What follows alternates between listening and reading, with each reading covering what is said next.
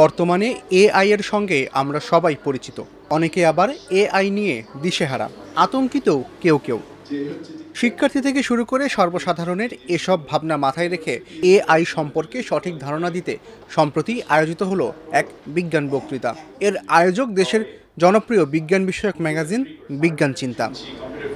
AI decoded শিরোনামে এই বিজ্ঞান বক্তৃতা আয়োজিত হয় সম্প্রতি। এই বক্তৃতা শুনতে সেদিন রাজধানীর বাংলা মোটরে বিশ্ব সাহিত্য কেন্দ্রের মিলনায়তনে দেখা গেল ভিন্ন এক দৃশ্য। রাজধানীর সড়কের জ্যাম ঠেলেও দর্শক শ্রোতাদের উপস্থিতি ছিল চোখে পড়ার মতো।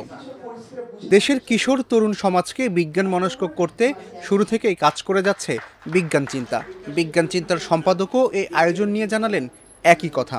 এই ধরনের অনুষ্ঠান আমরা করছি এই জন্য যে আমরা যদি এটার সাথে সম্পর্কিত না থাকি, না জানি যে কি হচ্ছে, তাহলে কিন্তু আমরা আধুনিক বিশ্বের অগ্রগতির সাথে তাল মিলিয়ে চলতে পারবো না, পিছিয়ে পড়ব। বিশ্ব এগিয়ে যাবে, আমরা পিছিয়ে পড়ব।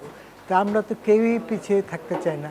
আর আমরা বাঙালি, আমরা তো সবসময় অনেক অগ্রগতি কথা চিন্তা করি। সুতরাং এআই খুবই ইম্পর্ট্যান্ট, এবং যারা বিজ্ঞানের কথা চিন্তা করেন এবং চিন্তা করতে চান না, তাদেরকেও কিন্তু বুঝে শুনে অনেক কিছু বলতে হয়, নাহলে পরে তো ঠিক আমরা অগ্রগতির সাথে মিলিয়ে চলতে পারব।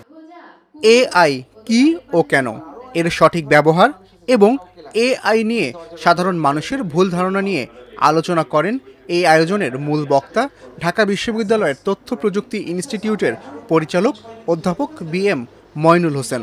আজকে বিজ্ঞান চিন্তার পক্ষ থেকে যে আয়োজনটা করা হয়েছে, গুড যে ওনারা নিয়মিত বিভিন্ন ধরনের এই ধরনের বিজ্ঞান বিষয়ক আয়োজনগুলো করে থাকেন। আমি নিজেও অনেকগুলোতে উপস্থিত থেকেছিলাম, অংশগ্রহণ করেছিলাম, সুযোগ হয়েছিল জানার।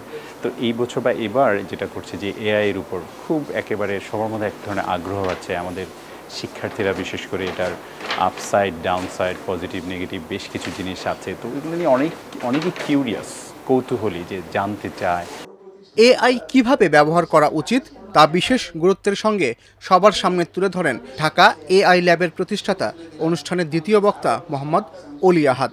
এআই এখন ধেয়ে আসছে অত্যন্ত দ্রুততায়। আমরা এখন সবখানে দেখতে পাচ্ছি, প্রতিটা ইন্ডাস্ট্রিতে, প্রতিটা ফাংশনে এআই এর খুব সুন্দর ব্যবহার হচ্ছে। এআই ব্যবহার করে আমরা আরও অনেক অপটিমাইজেশন করছি, আমরা আরও অনেক এফিসিয়েন্সি বাড়াচ্ছি, অ্যাকিউরেসি বাড়াচ্ছি। সো আমাদের প্রত্যেকটা জায়গাতেই কৃষি, স্বাস্থ্য, শিক্ষা, আরএমজি আমাদের দেশের অর্থনীতিতে যেখানে বড় বড় অবদান রাখছে। সো আমাদের এখন ফর ইনস্ট্যান্স আমাদের এখন আরএমজিতে আমরা যেই জায়গাটা উৎকর্ষতা পেয়েছি, সেখান থেকে যদি আমরা পরবর্তী জায়গায় যেতে চাই, আসলে এআই হচ্ছে আমাদেরকে সেই লেভেল প্লেইং ফিল্ডটা দিতে পারে, সেই এনাবেলারটা করতে পারে।